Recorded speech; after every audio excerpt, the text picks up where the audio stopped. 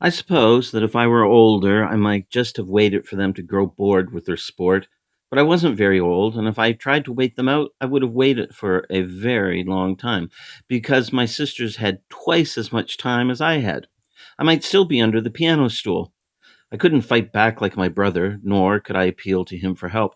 He treated my plight with studied indifference. Maybe he thought it was better to leave well enough alone. Horses that escape and go wild can be caught and tamed again. My only hope was to outsmart them.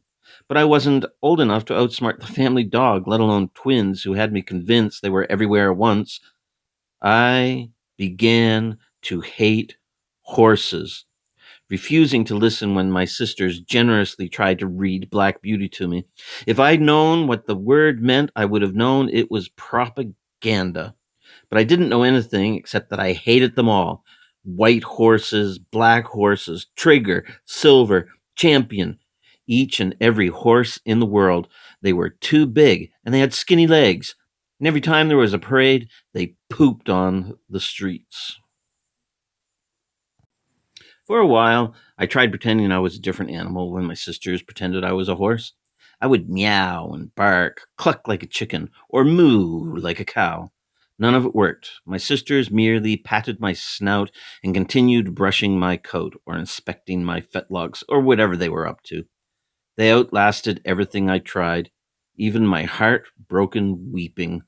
What saved me from them was the most natural of things in the equine universe: the presence of stallions. My two horse loving sisters, somewhere around the age of 14, discovered a magic place that was filled with beautiful stallions of every size, breed, and color. The place was the town they'd grown up in. About the same time they discovered the stallions discovered them. My sisters began to ignore me, and then when they weren't ignoring me, they were peering at me as if to say, "You're a human child, aren't you? How boring." My sisters were never ones to do anything half heartedly. They galloped into the hills where the stallions were waiting for them, and their long, dark manes were intertwined with wild violets in the summer wind. And on the wind, even I could hear the nervous whinnies of the stallions as my sisters rounded them up. Horses are dull and stupid beasts, and these stallions were worse than the rest. They were in the back alley at night, behind the house, running through the hedges to brush their huge and hairy snouts against the windows where my sleepless sisters waited for them, and waited to stroke their ears, their manes, their heaving flanks.